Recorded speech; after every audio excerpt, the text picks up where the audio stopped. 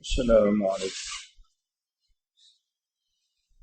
الحمد لله رب العالمين. اللهم صل وسلم على محمد وعلى آل محمد. اللهم فقهنا في الدين وعلمنا التأويل واهدنا إلى سواء السبيل. اللهم وفقنا لما تحب وترضى واجعل آخرتنا خيرا من الأولى.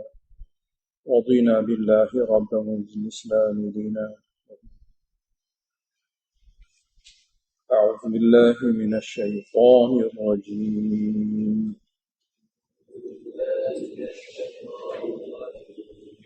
بسم الله الرحمن الرحيم.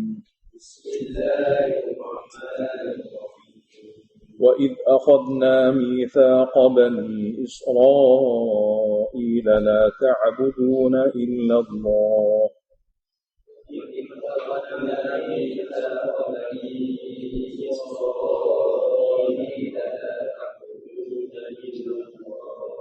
وبالوالدين إحسانا وذي القربى واليتامى والمساكين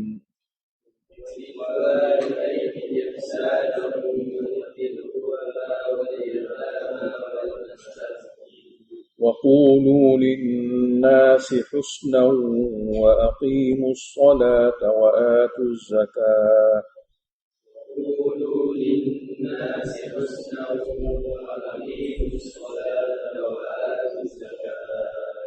ثم توليتم إلا قليلا منكم وأنتم معرضون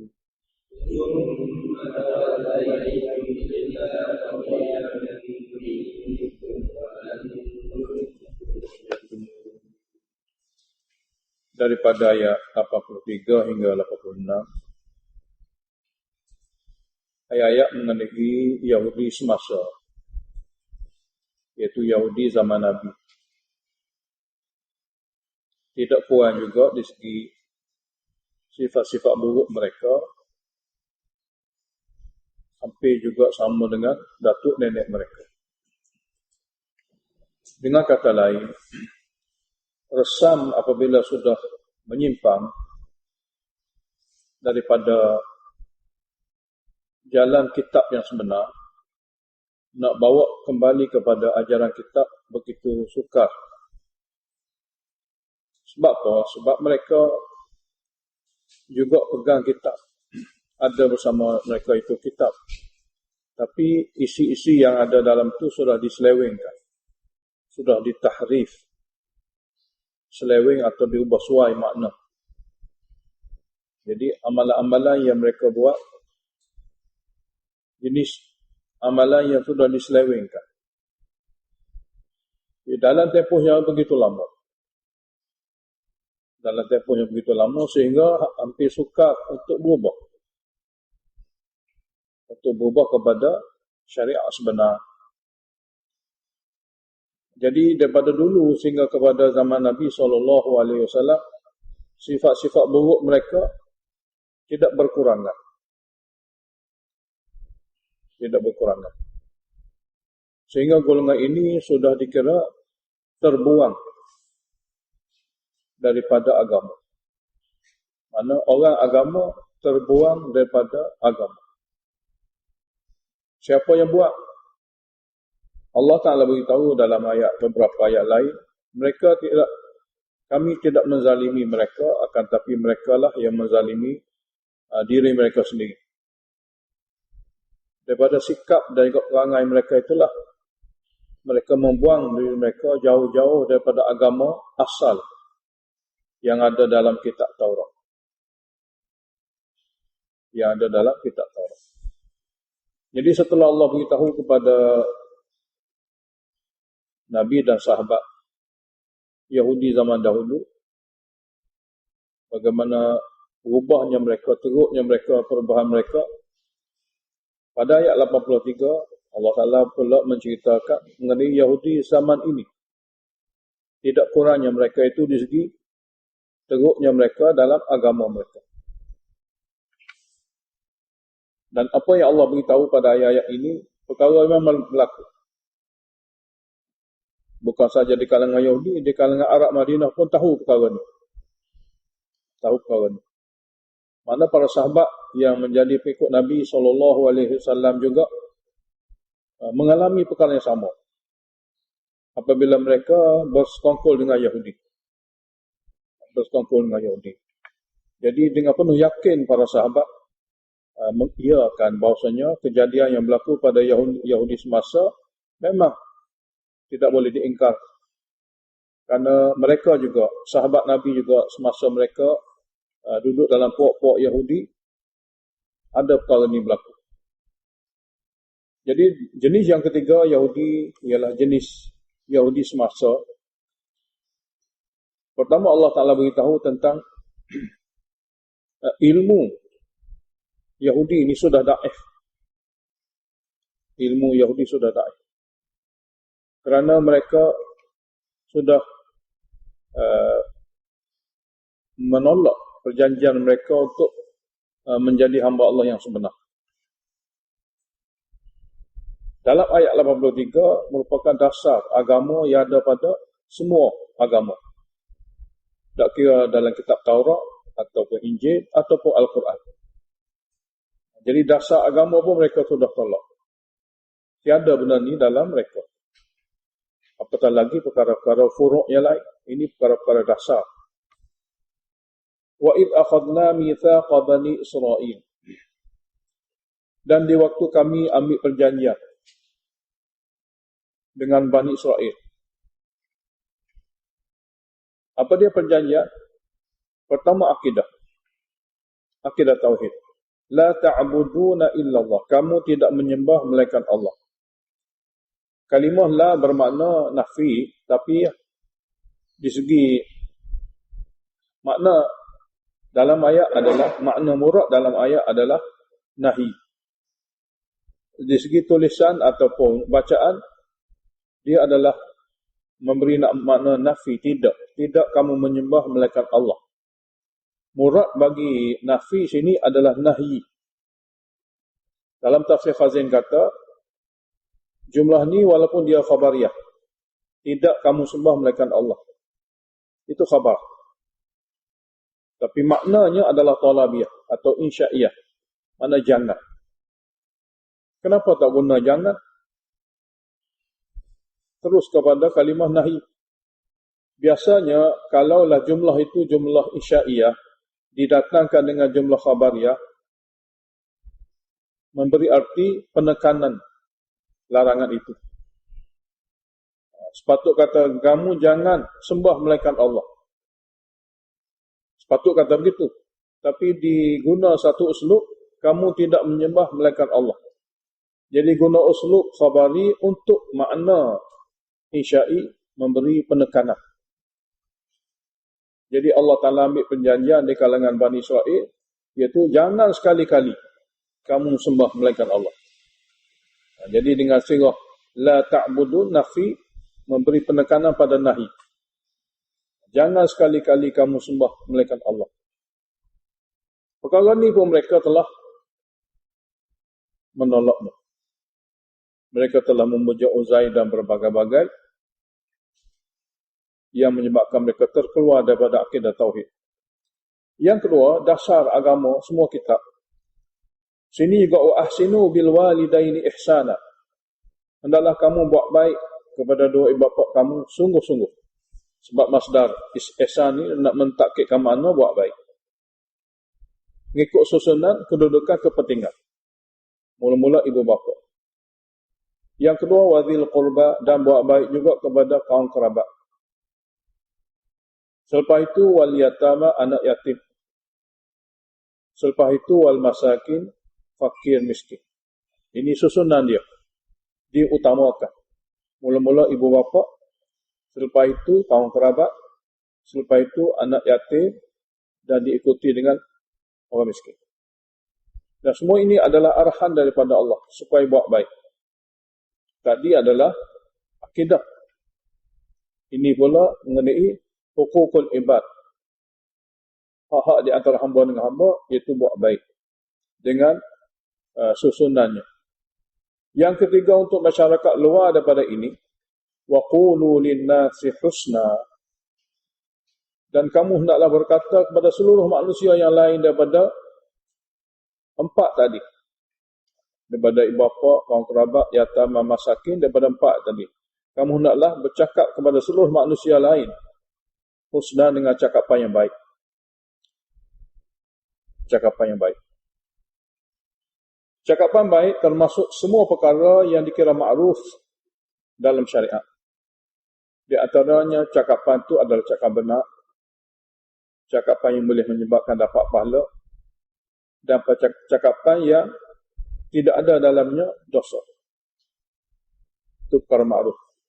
Percakapan itu percakapan yang benar. Percakapan itu ada pahala, yakni berlawanan dengan dia percakapan yang tidak ada padanya dosa. Paling kurang percakapan itu dia dikira harus, mana dibenarkan cakap. Jadi aqulu lin-nasi husnan, hendaklah kamu semua bercakap dan buat ucapan kepada manusia perkara yang baik, perkara yang ma'ruf. Jadi di segi kaum kerabat satu kumpulan, di segi orang ramai juga ada arahan. Ini semua adalah merupakan ajaran asas agama. Dan wa aqimus salata wa atuz zakata. Di segi amal ibadat pula. Tadi adalah hablum minan nas, hubungan hamba dengan hamba. Ini pula hubungan hamba dengan Allah. Wa aqimus salata wa atuz zakata. Kamu hendaklah dirikan solat. Wa atuz zakata, dan kamu hendaklah tunaikan zakat. Ibadat terbagi pada dua, ibadat badani, tubuh badan, itu sembahyang. Ibadat yang kedua, ibadat harta benda. Jadi di sini dituntut supaya tegakkan solat, dirikanlah solat dan tunaikan zakat. Dan kesemua ini akidah di antara hamba dengan hamba, mengikut susunannya, dan ibadat sama ada harta dan juga ibadat badan, semua merupakan perkara-perkara asas agama. Ada dalam kitab Taurat, ada dalam kitab Injil, dan juga ada dalam Al-Quran. Kemudian apa jadi? Tsumma tawallaitum, kemudian kamu berpaling daripada kesemua ini. Illa qalilan minkum, kecuali sedikit dari kalangan kamu yang masuk Islam. Kecuali sedikit saja di kalangan kamu yang masuk Islam. Yang lain-lain semua jenis itu belaka. Jenis berpaling daripada syariat, berpaling daripada perjanjian. Hal keadaan wa antum mu'ridun, hal keadaan kamu berpaling dengan tidak ambil kisah, atau berpaling yang merupakan adab dan tabiat lama kamu. Hal keadaan kamu berpaling yang tidak memperdulikan yang merupakan adab lama kamu. Jadi kesemua syariat yang merupakan perjanjian mereka dengan Allah, mereka tidak dapat ikut. Ini secara umum. Maknanya setelah asas agama pun mereka tak boleh buat. Kemudian Allah Ta'ala beritahu di segi cabang dia pula. Cabang dia pun tak boleh buat. Jadi dalam ayat yang kita nak baca ni, dia ada 4 perkara. 4 perkara yang merupakan cabang daripada yang dia beritahu sebelum ni. Dan ini yang berlaku pada masa Nabi kita SAW berada di Madinah. Mana perkara ni berlaku sebelum tu sikit. Rupanya Yahudi, dia tidak hidup dengan Yahudi saja. Seperti Yahudi Bani Quraidah, dia ada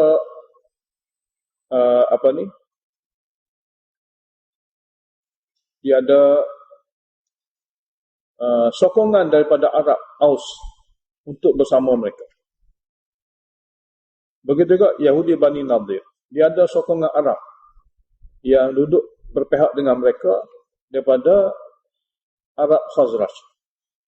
Aus dan Khazraj merupakan penghuni tetap ataupun penduduk asal Madinah, yang asalnya dulu pun mari daripada Yaman. Jadi mereka duduk di Madinah dengan 2 puak yang besar, 2 kabilah yang besar, Aus dan Khazraj. Dan Aus, dia ada hubungan rapat dengan Bani Quraidah, Yahudi Quraidah. Khazraj, dia ada hubungan rapat dengan Bani Nadir. Jadi puak Arab Aus Khazraj ni dia berperang.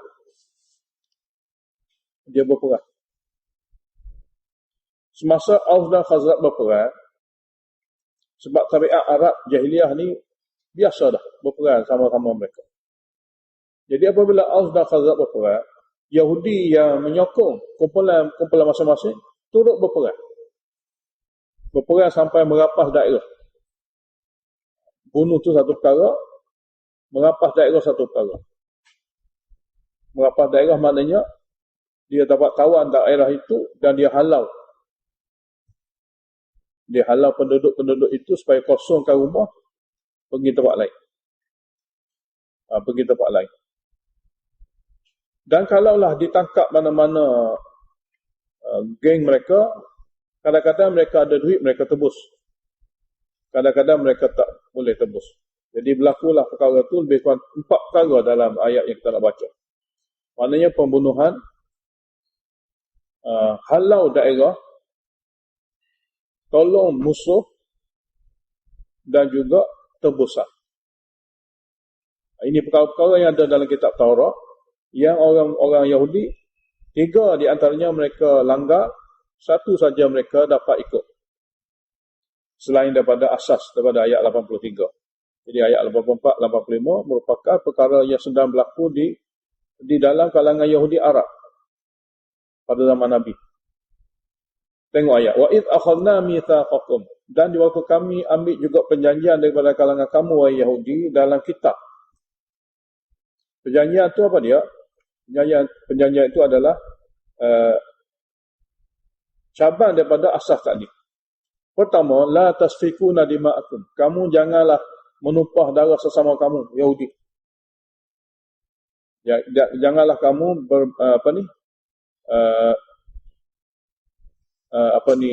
berlawan sama-sama kamu sehingga menumpahkan darah. Jangan. Yang kedua, wala tukhrijuna anfusakum. Jadi peraturan ini Allah Ta'ala beritahu, kamu tidak boleh, kamu tidak akan, maknanya kamu tidak boleh menumpah darah sesama kamu. Wala tukhrijuna anfusakum min diyarikum. Kamu tidak boleh menghalau sama-sama Yahudi kamu daripada rumah dan daerah kamu. Summa aqrartum, kemudian kamu mengaku semua ini adalah syariat.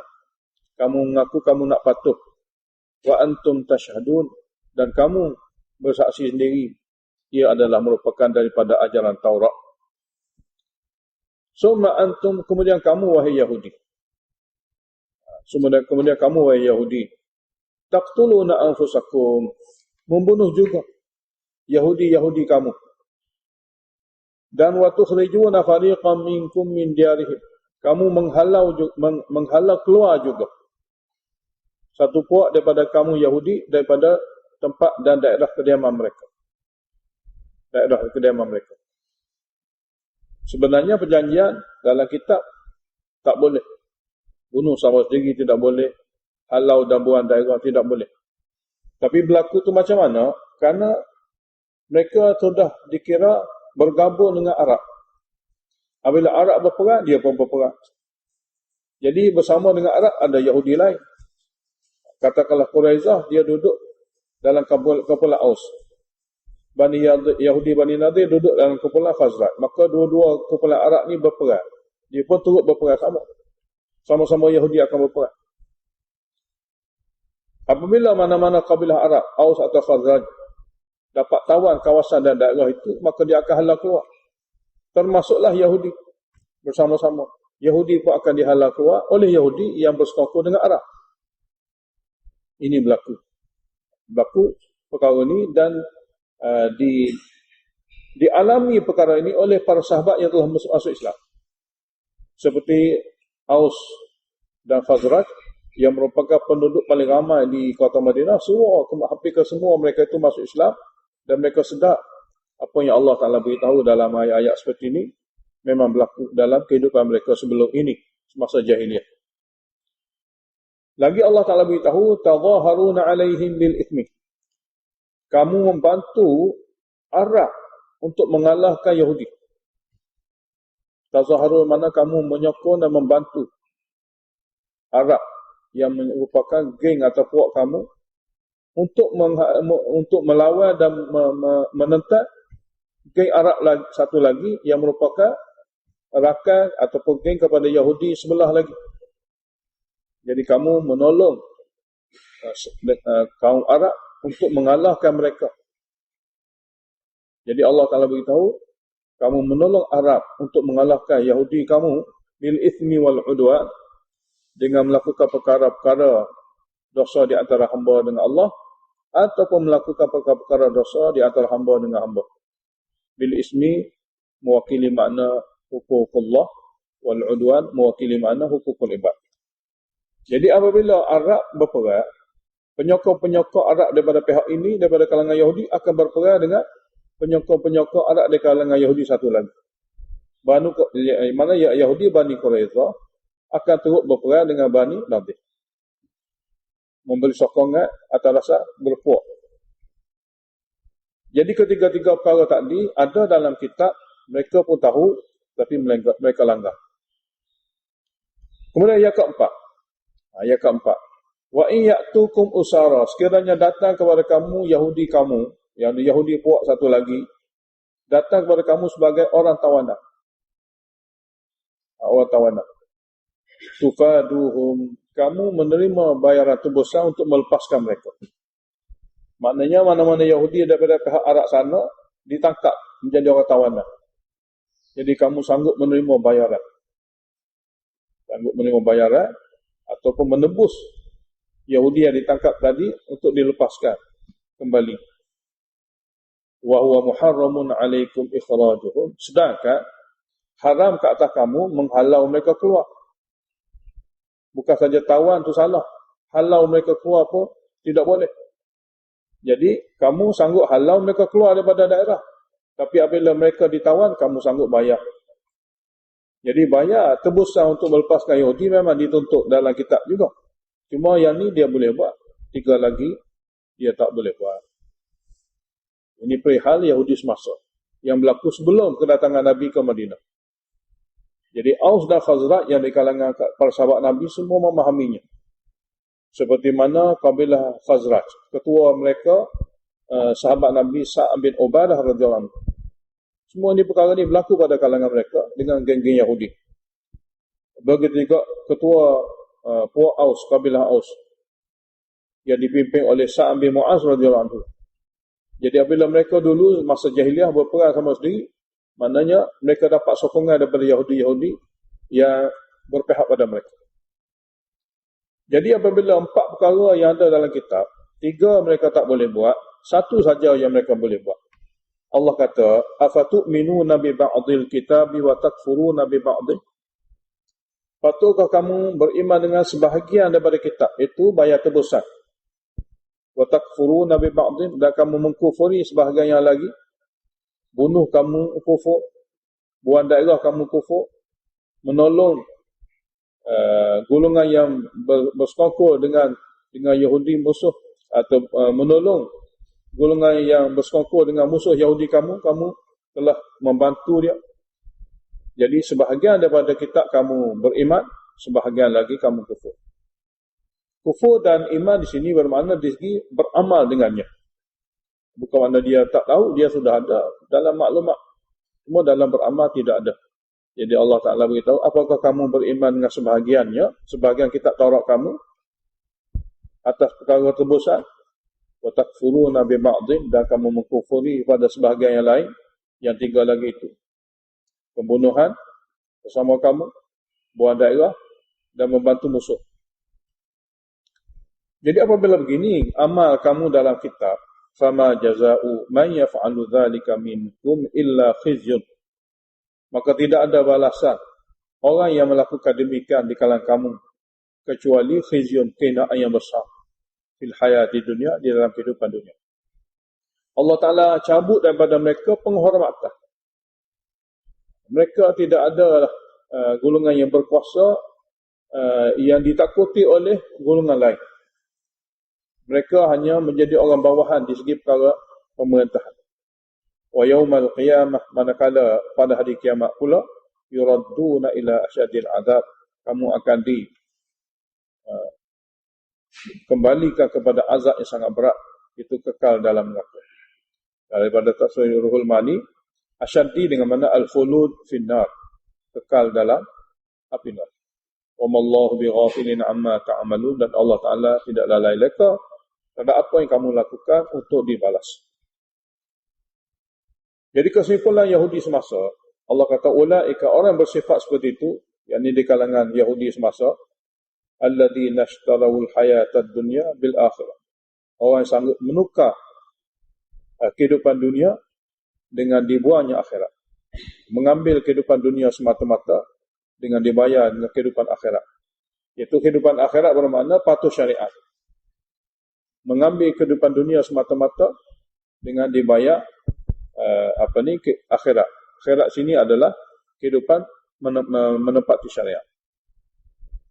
Oleh kerana itu, fala yukhaffafu anhumul adzabu, maka mereka tidak akan diringankan lagi azab di akhirat nanti, wala hum yunsurun, dan mereka tidak akan diberi pertolongan dan bantuan.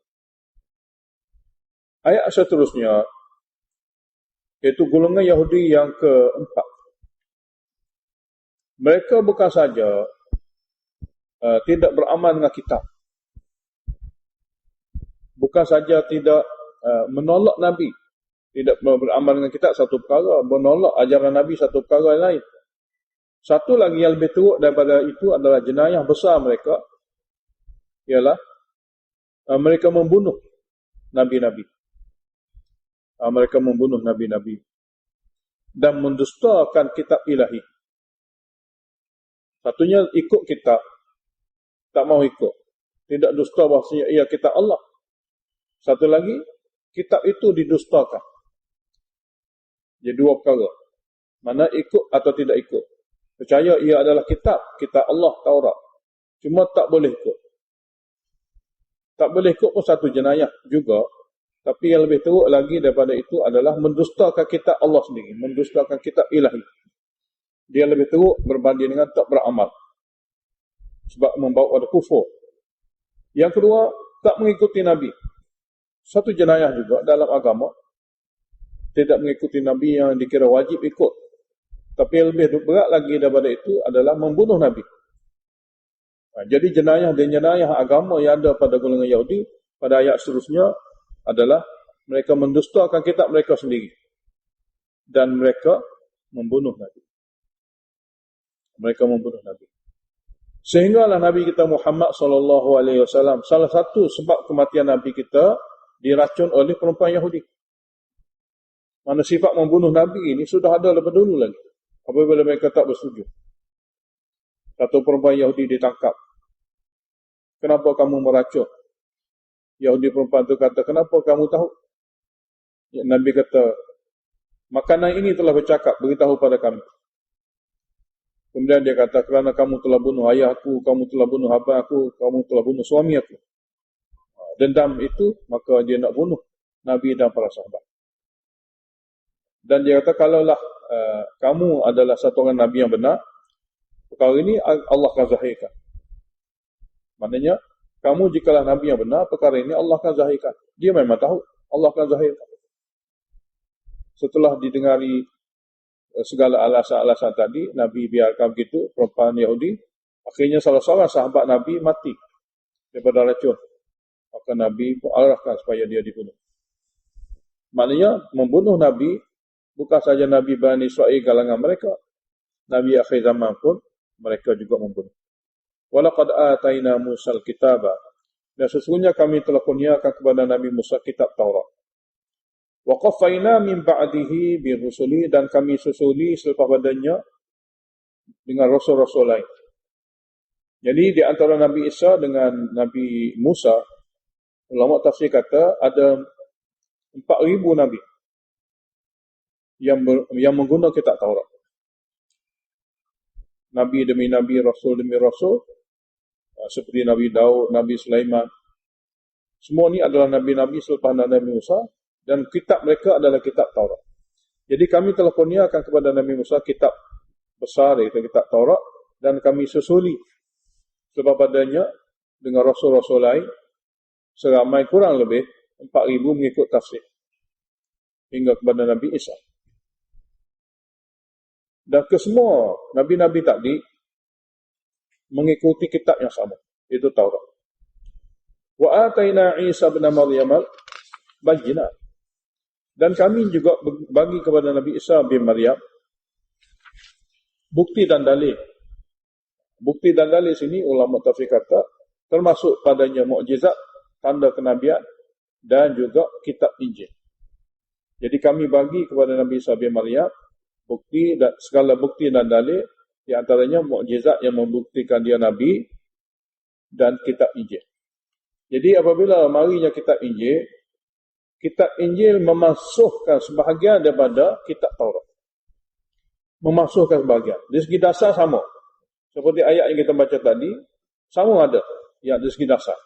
Tapi ada sebahagian hukum-hukum dimasukkan dalam kitab Injil, dimasukkan apa-apa ataupun setengah-setengah perkara yang ada dalam kitab Taurat. Jadi kitab Injil merupakan kitab besar selepas pada Taurat.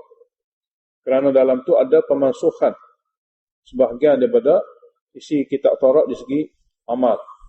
Tapi di segi dasar dan akidah sama. Daripada ayat ni nak beritahu pada kita, sebenarnya mansuh kitab lain ni sudah ada pada pahaman mereka. Yahudi sama ada golongan Yahudi ataupun Nasara yang pada golongan yang ada kitab Injil, sudah ada pada mereka itu nasih mansuh. Mari kitab ni banyak perkara-perkara dalam kitab tu dibatalkan maknanya. Jadi makna baru pada syariat baru begini-begini. Tapi mereka tak boleh menerima kitab akhir zaman menasahkan kitab kedua-dua. Dia boleh terima Injil menasahkan Taurat. Tapi mereka tak boleh menerima Quran menasahkan Injil dan Taurat. Sedangkan nasih mansuh sudah ada di antara dua kitab itu. Itulah perbezaan di antara Injil dan Taurat. Kerana isi-isi dalam Injil ini membatalkan makna-makna yang ada dalam Taurat di segi hukum. Sebahagiannya. Bukan di segi dasar. Jadi nasih mansuh sudah ada di antara Injil dan Taurat. Cuma bila zahirnya kitab akhir zaman, apabila kitab akhir zaman dizahirkan oleh Allah, diturunkan oleh Allah, maka tentu sekali akan ada dalam Al-Quran ini perkara yang membatalkan makna yang ada dalam Injil dan Taurat di segi hukum. Jadi untuk Nabi Isa bin Maryam, Allah kata wa ayyadnahu bi ruhil qudus. Kami kuatkannya dengan malaikat Jibril. Mana kami bantu Nabi Isa dengan malaikat Jibril. Jadi kesimpulannya, masing-masing Nabi ada kitab. Masing-masing Nabi ada kitab. Dan Nabi-Nabi sebahagian besar menggunakan kitab Taurat. Kemudian setelah turunnya kitab Injil, tidak ada lagi Nabi kecuali Nabi Muhammad SAW. Jadi Allah Ta'ala beritahu, afakullama. Apakah setiap kali ja'akum rasulun, datang kepada kamu mana-mana rasul, bima la tahwa anfusukum, yang tidak bersesuaian dengan nafsu kamu. Rasul yang tidak bersesuaian. Apa dia tidak bersesuaian? Mazhab. Perkara yang dibawa oleh Rasul, mas ini adalah makna mazhab. Apabila datang kepada kamu mana-mana Rasul, bima la tahwa, bawa satu perkara yang tak bersesuaian dengan nafsu kamu. Yang ni fahaman yang dibawa oleh Rasul, itu fahaman tauhid, tak bersesuaian dengan nafsu kamu, iaitu nafsu syirik. Istakbartum, lalu kamu sombong menerimanya. Jadi apakah setiap kali Allah kata, datang kepada kamu mana-mana Rasul yang tidak membawa sesuatu yang tidak bersesuaian dengan nafsu kamu, lalu kamu sombong untuk menerimanya? Bukan sekadar sombong. Fafariqan kadzabtum. Sebahagian Rasul kamu mendustakannya. Sombong itu sampai tahap sebahagian Rasul kamu dustakannya. Kamu kata mereka bukan Rasul. Wafariqan taqtulun. Manakala sebahagian lagi kamu membunuhnya. Sebahagian lagi kamu membunuhnya. Mana begitu sekali dahsyatnya kamu apabila perkara yang dibawa oleh Rasul bertentangan dengan nafsu, ada kamu menolak bolak-bolak Rasul itu bukan Rasul, sebahagiannya kamu membunuh Rasul. Ini perangai Yahudi. Tapi dalam masa yang sama, dakwaan mereka berilmu. Allah Ta'ala beritahu. Perbuatan mereka mendustakan Rasul. Mendusta makna mereka kata bukan Rasul. Itu mendustakan Rasul. Yang kedua, mereka membunuh. Wa qalu, dan mereka berkata, qulubuna ghulfun. Hati-hati kami sudah penuh. Sini makna penuh, tidak perlu lagi diajar, diisi dengan ilmu lain. Itu makna mereka. Jadi hati-hati kami sudah tertutup kerana penuh dengan ilmu, tidak perlu lagi ilmu-ilmu lain. Lebih-lebih lagi ilmu yang dibawa oleh Nabi Muhammad SAW. Jadi kata mereka, kami orang penuh ilmu. Perbuatan mendustakan Rasul, perbuatan membunuh Rasul. Dakwaan, kami adalah golongan yang sudah tertutup hati kami dengan penuh ilmu. Tidak perlu lagi ajaran-ajaran mana-mana Nabi lain. Allah jawab, bal bahkan bukan tertutup kerana penuh ilmu, bal la'anahumullah, bahkan Allah laknat mereka. Allah Ta'ala telah jauhkan mereka daripada rahmat bikufrihim, dengan sebab mereka kufur mereka, dengan sebab kufur mereka sebelum itu. Faqalilan ma yu'minun, sedikit benar di kalangan mereka yang beriman. Allah kata sedikit benar di kalangan mereka yang beriman kerana dilaknat oleh Allah. Ayat 89 pula, bukan saja Rasul mereka dustakan, dan bukan saja Rasul mereka bunuh, Rasul akhir zaman juga mereka dustakan. Rasul penutup mereka dustakan. Jadi perangai ini bertali arus zaman dulu lagi. Mereka bukan saja bunuh Rasul mereka, bukan mendustakan Rasul mereka, Rasul akhir zaman juga mereka bunuh. Yakni mereka buat rancangan bunuh, dan Rasul akhir zaman juga mereka dustakan. Buat rancangan bunuh kita telah baca, dan kita akan baca dalam surah Hasyr nanti, bahawasanya apabila Nabi kita SAW ingin berurusan dengan Yahudi Bani Nadir, Nabi nak berhutang daripada mereka untuk membayar tebusan, bayar diyah, kerana tak cukup duit, tak cukup belanja yang banyak. Lalu Nabi minta nak berhutang dengan Yahudi Bani Nadir. Jadi pada perbincangan, dia setuju nak bagi. Kemudian bila Nabi balik, mereka buat rancangan sulit untuk membunuh Nabi dengan cara menghempak ke atas kepala Nabi dengan batu kisarah. Lalu Allah Ta'ala sampaikan wahyu kepada Nabi, ini rancangan jahat dan buruk mereka. Lalu Nabi SAW kerahkan para sahabat kepung daerah Bani Nadir untuk beberapa lama. Akhirnya mereka bersetuju untuk dihalau dan buang daerah, yang kita akan baca dalam surah Hasyr. Maknanya daripada kalangan Yahudi Bani Nadir pun ada rancangan bunuh Nabi. Dan Yahudi Khaybar, perempuan Yahudi Khaybar juga telah meracun Nabi. Dan ini semua tajuk bunuh. Ini semua tajuk bunuh.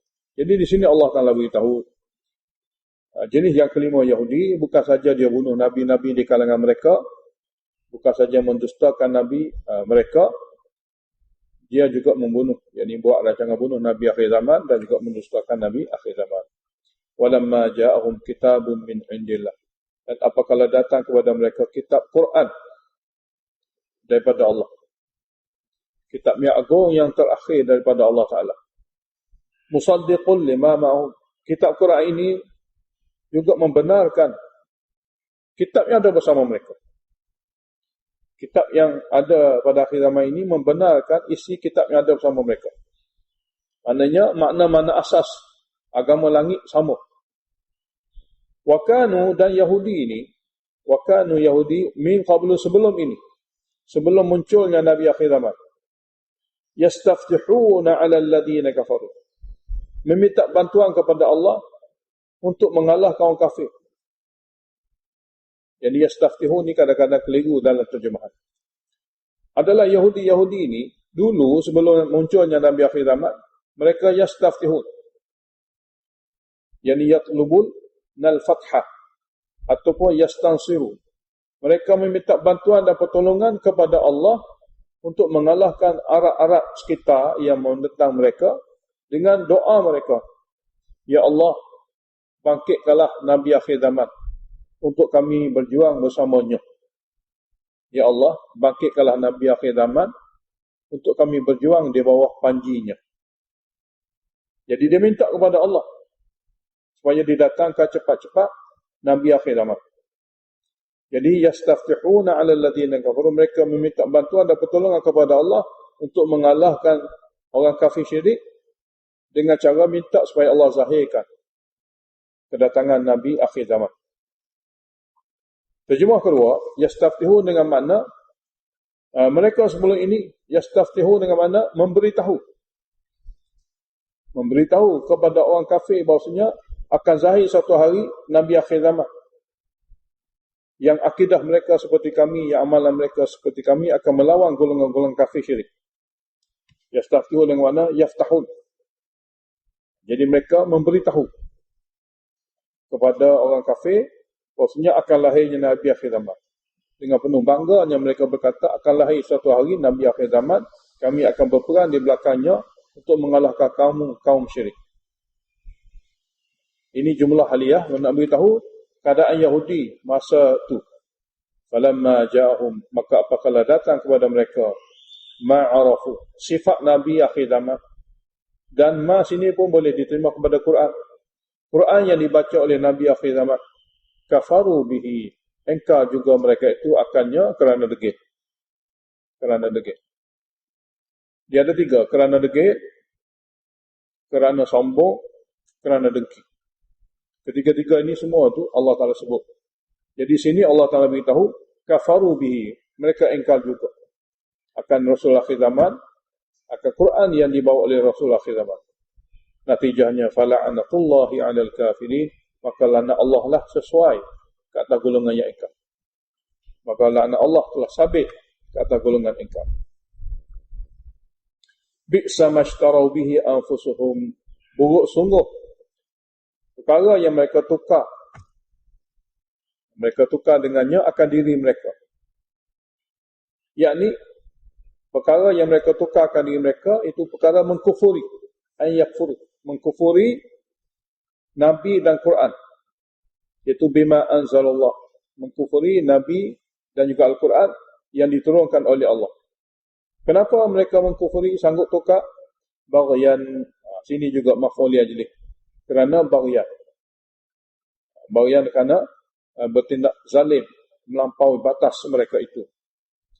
Ayyunazzilallahu min fadlihi, kerana Allah menurunkan kurniaannya yang diwahyu kepada Muhammad. Melampaunya mereka itu kerana Allah Ta'ala menurunkan kurniaannya yang diwahyu Al-Quran ala man yasha'u min ibadihi. Allah telah turunkan kepada orang yang Allah kehendaki di kalangan hamba-Nya. Pada masa ini orang yang Allah kehendaki adalah Muhammad. Jadi mereka melampau dengan kerana dengki. Quran ini diturunkan kepada Muhammad Arab akhir zaman. Ikuran kerana itulah mereka menolak. Jadi buruk sungguh apa yang mereka buat dengan membiarkan diri mereka dilaknat oleh Allah dengan cara menolak Nabi akhir zaman. Ikuran kerana dengki. Quran turun kepada dia, tidak kepada Yahudi. Lalu faba'u bi ghadabin ala ghadabin, lalu kembalilah mereka dengan kemurkaan Allah yang lama di atas kemurkaan yang baru. Kemurkaan Allah Ta'ala kerana tolak kitab mereka dulu. Kemurkaan yang baru kerana tolak kitab akhir zaman. Walil kafirina azabun muhin, bagi golongan yang kafir ini, Yahudi yang kafir ini, azabun muhin, azab yang sangat menghinakan. Jadi di sini kita kata kafir. Sebenarnya dia orang beragama. Tapi agama jenis hari jadi kafir. Tengok. Kafir ini siapa sebenarnya? Kafir ini sini adalah orang ada Nabi. Kafir ini sini adalah orang ada kitab. Tapi lama-kelamaan apabila kitab ini tidak diikuti dengan baik, lama-kelamaan mereka tu adalah jadi kafir. Dia adalah Yahudi. Jadi nama Yahudi adalah nama orang ada agama. Ia ada kitab, ia ada Nabi. Dan mari mereka jauh-jauh ke Madinah untuk tunggu Nabi akhir zaman. Tapi oleh kerana tiga penyakit yang ada dalam hati mereka, penyakit pertama sekali, dengki kerana diberi kebaikan kepada orang Arab, tidak kepada mereka. Iaitu Quran. Dan mereka melampaui batas. Dan selalu mengikuti hawa nafsu menyebabkan kedegilan menjadi tebal.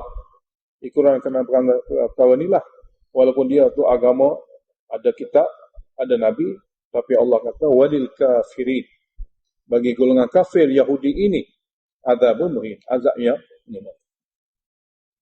Ayat-ayat seterusnya laporan Allah Ta'ala tentang sikap Yahudi yang tak mudah berubah. Sedikit di kalangan mereka berubah, tapi kebanyakan tak berubah. Sini juga satu perkara yang kita kena tahu. Allah Ta'ala bongkar kepada kita golongan beragama sampai tahap dia tak boleh berubah. Dia selesa dengan keadaan begitu. Dia selesa dengan keadaan salah. Dia selesa dengan keadaan begitu, dia selesa dengan keadaan salah. Jadi perkara ini memang menjadi suatu perkara yang mengelirukan kepada kita yang ada kitab. Kita tak keliru. Orang yang kata tak agama, kitab pun tidak ada, nabi pun tidak ada, kita tak terpengaruh dengan jenis itu. Jadi kitab Allah turunkan nak memberitahu kepada kita, orang ada kitab pun yang boleh jadi kafir. Orang ada nabi pun jadi kafir. Dan boleh jadi pengikut dia berterusan begitu lama dan ramai. Seperti Yahudi, seperti Nasara. Walaupun ada kitab, walaupun ada nabi, mereka adalah kafir. Maka inilah kekeliruan yang biasa berlaku kepada orang beragama. Sebab orang tak ada kitab, orang tak ada nabi. Jadi kita kata dia sesat, memang betul. Sebab kitab, tidak ada nabi, tidak ada, memang sesat. Yang boleh mengelirukan ialah kalau kita tahu dia ada kitab, dia ada nabi, kafir juga, itu keliru. Jadi untuk perkara seperti inilah Allah turunkan. Jadi dalam Al-Quran kita dapati secara keseluruhannya Allah Ta'ala beritahu kepada kita kekeliruan tentang agama daripada orang beragama. Jadi golongan sesat dia ada 4. Yahudi, Nasara, musyrikin, munafikin. Inilah golongan 4 yang diulangi berkali-kali. Dan semua ni orang agama. Yahudi dia ada agama. Nasara dia ada agama. Musyrikin Mekah agama Nabi Ibrahim. Munafikin adalah agama Nabi Muhammad. Tapi kesemua ini adalah kafir. Jadi melalui kitab wahyu Al-Quran diajar oleh Allah Ta'ala supaya berhati-hati. Orang kadang-kadang tak kenal cara, orang beragama akan jadi kafir. Oleh kerana itu, kitab menjelaskan kepada kita, ahli Al-Quran, supaya berhati-hati, berjaga-jaga. Orang luar daripada ahli kitab, orang luar daripada perkara ini, dia kafir, tidak boleh tiada padanya kekeliruan. Kenapa kafir? Sebab jahil. Kitab tidak ada, nabi tidak ada. Memang kafir. Tak perlu keliru perkara seperti itu. Sepertilah batu, kayu, orang tak sembah perkara itu. Yang kita kata mereka tu sembah kayu batu. Tidak, dia tidak perkara itu. Perkara seperti itu tidak keliru. Yang keliru apabila mereka sembah itu adalah nabi. Mereka sembah itu adalah wali. Mereka sembah itu adalah jin. Mereka sembah itu adalah malaikat. Itu yang mengelirukan. Jadi 4 perkara ini diulangi oleh Allah Ta'ala berkali-kali supaya tajuk agama jangan keliru. Walaupun dia tak di depan dia sebagai nabi atau sebagai wali atau malaikat atau apa-apa saja yang dia bubuh padanya sifat-sifat, tapi dia tetap ilah yang salah. Ilah yang hak hanya Allah Subhanahu Wa Ta'ala. Jadi perkara-perkara yang mengelirukan itulah diulangi oleh Allah Ta'ala berkali-kali. Jadi dalam surah ini, salah satunya perkara yang kita akan baca seterusnya, iaitu laporan Allah Ta'ala tentang sikap degil mereka yang suka berubah. Yang suka berubah, sangat-sangat suka. Walaupun dia dikira suatu perangai Yahudi, tapi tidak mungkin, tidak boleh dinafikan, mungkin ada sifat seperti ini kepada orang yang beriman di kalangan umat akhir zaman. Sebab Quran ini untuk siapa? Untuk kita. Jadi apabila Allah Ta'ala adakan dalam Al-Quran sebagai pedoman, tentu sekali perkara yang mengelirukan pada zaman ini atau akhir zaman tetap akan ada. Jadi kita baca ayat-ayat seperti ini untuk menyelamatkan diri kita. Dan siapa saja takut-takut terjerumus dalam golongan yang dikira mardud, dibuang oleh Allah Subhanahu Wa Ta'ala. Jadi ayat-ayat seterusnya mengenai sifat-sifat degil mereka yang suka untuk diubahkan. Allah Ta'ala ada dalam bentuk syikayah ataupun laporan kedegilan. Pertama, wa idza qila lahum, apabila dinasihati kepada mereka Yahudi, aminu bima anzalallah, berimanlah kamu semua dengan Quran kitab Allah yang diturunkan akhir zaman. Selamatlah kamu daripada keadaan begini. Tengok. Berimanlah kamu semua dengan Al-Quran yang telah diturunkan oleh Allah Ta'ala sebagai kitab akhir zaman. Qalu, mereka berkata, nu'minu bima unzila alaina. Kami hanya akan beriman dengan kitab yang diturunkan kepada kami. Sekadar Allah menurunkan kitab, kami tak boleh terima. Tengok. Sekadar Allah menurunkan kitab, kami tak boleh terima. Kami hanya akan terima kitab yang diturunkan kepada kami. Itu cara dalihan dia. Allah menurunkan kitab tak penting. Yang pentingnya kitab itu kepada kami. Ini suatu alasan. Suatu alasan. Jadi dia menolak Allah turunkan kitab.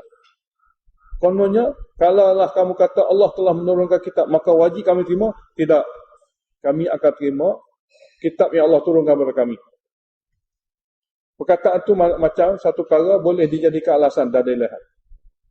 Kalaulah mereka betul-betul beriman dengan kitab yang diturunkan kepada mereka, dalam tu telah beritahu apabila munculnya Nabi akhir zaman, kamu hendaklah beriman kepadanya.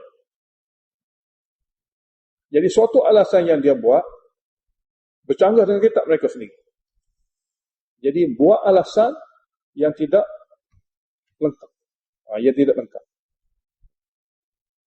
Jadi kami takkan terima hanya sekadar kitab daripada Allah. Katakanlah, apa-apa kitab? Kami akan terima kitab yang diturunkan kepada kami. Sedangkan kitab yang diturunkan kepada mereka, dalam kitab itulah memberitahu Nabi akhir zaman. Bukan saja Nabi akhir zaman. Umat Nabi akhir zaman diberitahu. Seperti mana kita baca dalam surah Fatah. Para sahabat diberitahu dalam Taurat begini-begini. Para sahabat diberitahu dalam Injil begini-begini. Nak memberitahu supaya orang ada kitab ni, apabila munculnya Nabi dan pengikutnya begini, maka jangan tunggu lama, terimalah. Itu sebenarnya yang dituntut daripada kitab mereka itu sendiri. Jadi kata mereka, qalu, kata mereka, nu'minu bima unzila alaina, kami hanya akan beriman dengan kitab yang diturunkan kepada kami melalui Nabi Musa. Wa yakfuruna bima wara'ah, mereka menolak kitab-kitab lain. Sedangkan kitab lain juga wal haqqu, benar daripada Allah. Musaddiqan lima ma'ahum, kitab yang akhir ini pun benar daripada Allah, membenarkan isi kitab Taurat. Sama saja. Inilah kitab akhir zaman. Namanya Al-Quran. Dalam kitab kamu memberitahu tentang Al-Quran. Dalam kitab kamu memberitahu Nabi akhir zaman. Dalam kitab kamu memberitahu umat Nabi akhir zaman. Supaya kamu tahu sungguh-sungguh apabila muncul jenis seperti ini, ikutilah. Ikutilah.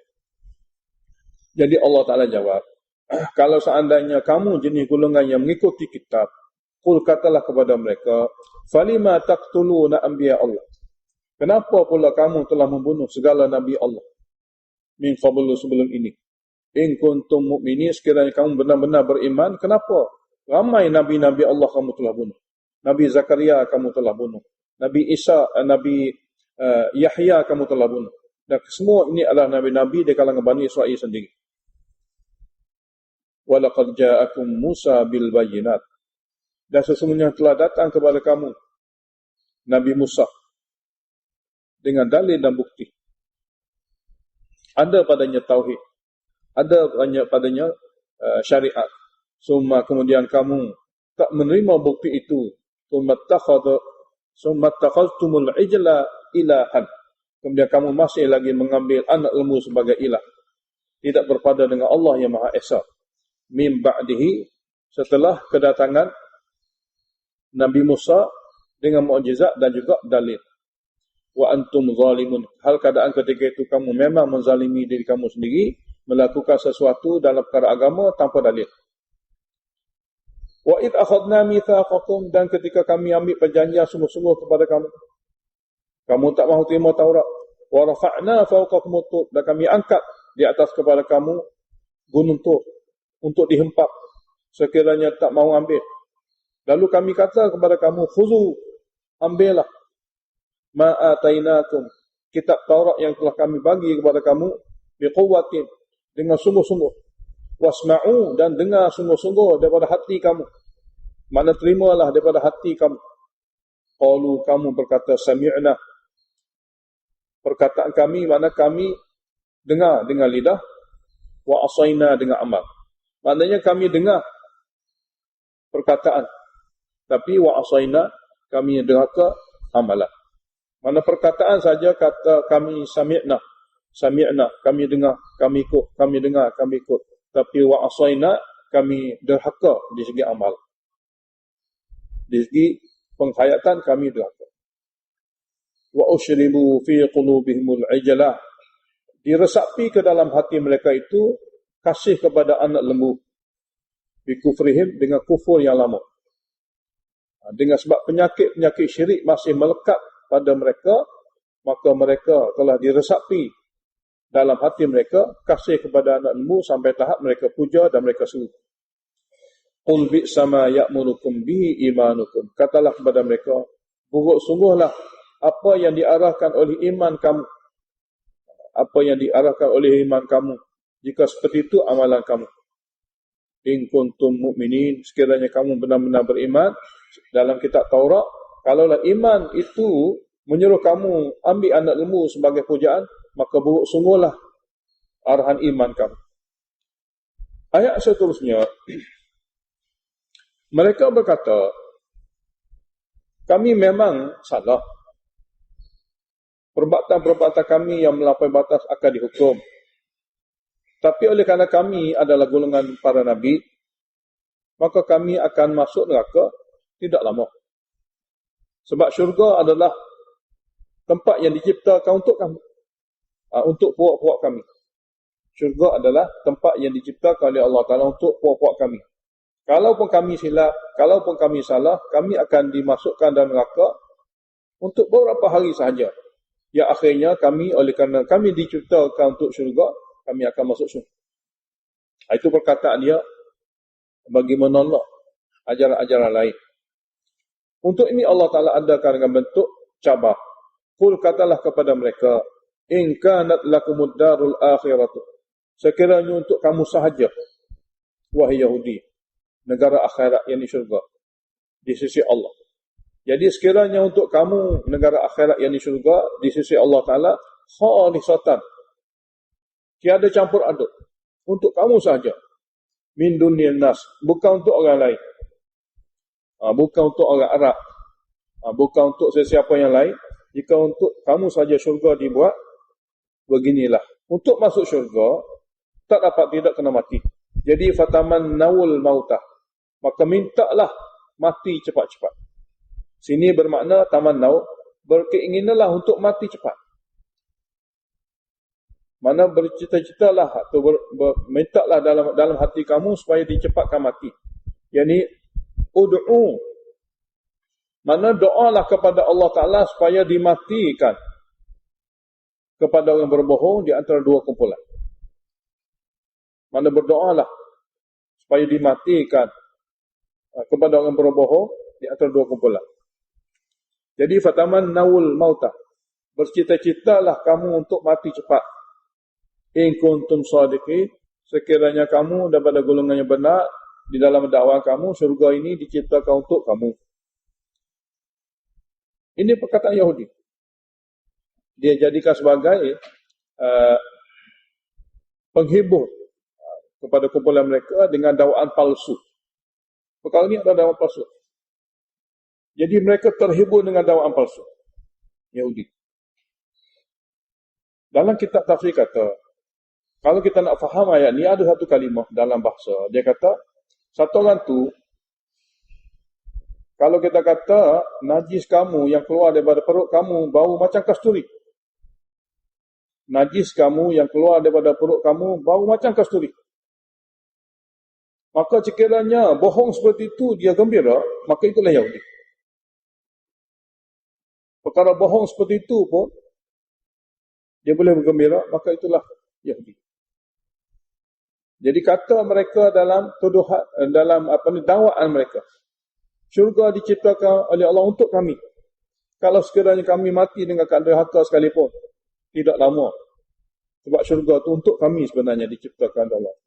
Dia reka suatu bentuk pembohongan untuk menggembirakan mereka. Sepertilah kata ulama tafsir, orang yang mana kita kata kepada dia, najis yang keluar daripada perut kamu tu baru macam kasturi. Maknanya, kalaulah dia bergembira dengan perkara ini, makna bergembira dengan perkara palsu.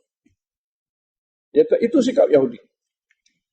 Dia boleh bergembira dengan perkara palsu. Boleh bergembira dengan perkara palsu.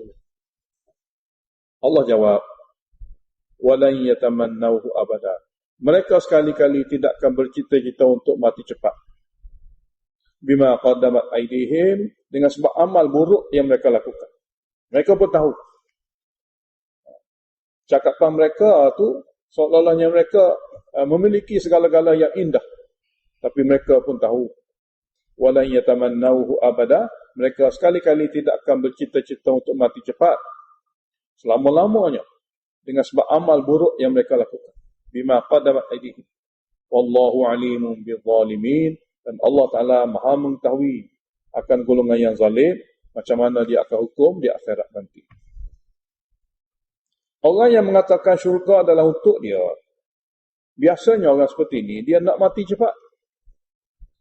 Sebab dia bosan duduk di dunia, berebut dengan ramai manusia. Kalaulah seandainya syurga itu memang untuk dia, maka dia nak mati cepat. Tapi apa yang berlaku kepada Yahudi, dia adalah orang paling nak duduk lama di dalam dunia. Dia tak mahu mati. Hakikatnya dia orang paling nak duduk lama di dunia, tidak mahu mati. Jadi Allah kata, wala tajidannahum, dan kamu akan dapati Yahudi ini ahrasan nasi ala hayah. Orang paling suka untuk hidup lama. Orang paling berkeinginan daripada seluruh manusia untuk hidup. Orang paling berkeinginan di kalangan manusia seluruhnya untuk hidup. Tak mahu mati. Wa minal ladzina asyraku, lebih daripada orang kafir syirik lagi. Kerana orang kafir syirik Mekah, dia tak percaya akhirat. Dia tak percaya akhirat. Oleh kerana dia tidak ada percaya perkara akhirat, hidupnya hanya ini saja. Mati hidup ini saja. Yahudi, dia percaya akhirat. Tapi dia nak hidup di dunia lebih daripada orang musyrik yang tidak percaya akhirat.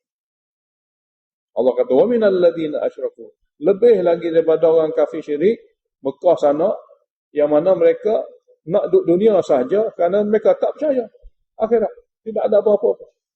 Manakala Yahudi, dia sudah ada kepercayaan kepada kehidupan akhirat. Tapi dia nak duduk atas dunia dengan tidak ingin mati. Allah Ta'ala adakan lagi jumlah, bagaimana minat dia. Ahras maknanya berkeinginan sungguh. Jadi Allah Ta'ala huraikan sedikit lagi makna ahras, berkeinginan sungguh. Yakni, yawaddu ahaduhum, berkeinginan salah seorang di kalangan mereka, lau yu'ammaru, kalaulah dibagi umur, al-fasanah, 1000 tahun seorang. Berkeinginan sungguh di kalangan mereka, kalau dipanjangkan umur, 1000 tahun.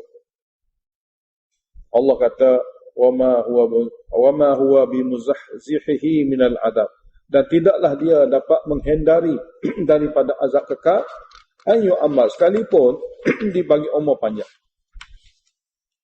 Ayu amal ini adalah merupakan jumlah bayaniah kepada huwa.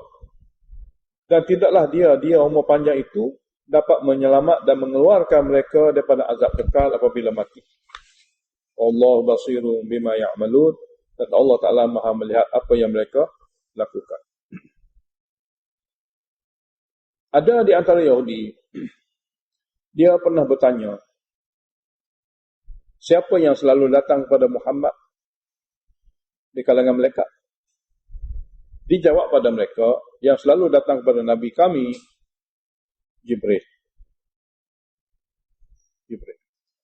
Lalu apabila didengari oleh mereka, yang selalu datang kepada Nabi adalah Jibril, kata mereka, kata golongan Yahudi, Jibril adalah musuh lama kami. Dia adalah seteru lama kami. Kami tak boleh hidup. Kami tak boleh ikut. Kami suka kepada Mikail. Mikail akan mendatangkan rezeki dan sebagainya. Jadi dia kata kami dengan Jibril kami tak boleh. Kami tolak dia. Kami ingkari dia kerana dia adalah seteru dan musuh lama. Jadi untuk mereka ini Allah Ta'ala turunkan ayat. Jadi boleh bercakap tajuk malaikat ini orang yang ada kitab. Tapi cakap atas bentuk mengingkari, mempersenda dan memainkan agama. Jadi cukup dengan ini pun kafir. Mana Yahudi ini dia sudah ada maklumat tentang malaikat, tentang Nabi. Tapi dia sudah dikira dikunci hati sehingga perkara-perkara yang ada dalam kitab mereka juga dipersendakan. Dan persendaan kepada perkara-perkara akidah adalah kufur. Jadi Allah beritahu, qul. Jadi ayat ni ada hubungan dengan asbabun nuzul. Terpaksa kita tengok asbabun nuzul sebab ia jawapan bagi syubhah kesamaran Yahudi tentang golongan malaikat. Qul, katalah kepada mereka, man kana aduwwan li Jibril. Siapa-siapa sahaja yang bermusuh dengan Jibril, yang berseteru dengan Jibril. Jibril adalah hamba Allah. Bukan sembarang hamba Allah, dia adalah ketua para malaikat. Dalil, fa innahu nazzalahu ala qalbika biiznillah. Kerana sesungguhnya Jibril lah yang telah menurunkan wahyu kepada hati kamu wahai Muhammad dengan izin Allah. Mana satu malaikat yang paling utama yang kami pilih dia untuk menurunkan wahyu. Musaddiqan lima bayna yadayhi, wahyu yang membenarkan juga kitab-kitab sebelum. Wahudan, dan wahyu itu merupakan ilmu petunjuk, wabusyara, dan berita gembira lil mukminin, bagi para mukmin.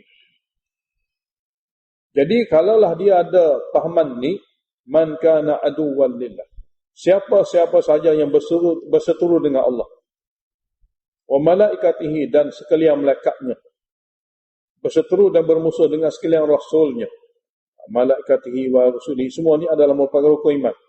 Lebih-lebih lagi wa Jibril wa Mikail, lebih-lebih lagi berseteru dengan malaikat Jibril dan Mikail. Fa inna Allah aduwwul lil kafirin, maka sesungguhnya Allah Taala musuh bagi golongan yang kafir. Mana bermusuh dengan Jibril, mana kafir. Jadi sesungguhnya Allah Taala adalah musuh bagi golongan yang kafir Yahudi itu. Kita akan sambung seterusnya. Alhamdulillahi Rabbil Alamin. Allahumma salli wa sallim ala Muhammadin. Allahumma fiqna lima tuhibbu wa tarda, waj'al akhiratana khayran min al-ula, wadina billahi rabban wa islam dina, wa bi Muhammadin nabiyyan rasulullah. Allahumma anfa'na bima 'allamtana, wa 'allimna ma yanfa'una, wa zidna ilma. Alhamdulillahi ala kulli hal, wa na'udzu billahi min hali ahli an-nar. اللهم اشرح صدورنا للإسلام. اللهم حبب إلينا الإيمان وزينه في قلوبنا وكره إلينا الكفر والفسوق والعصيان. اللهم اجعلنا من الراشدين. وصلى الله على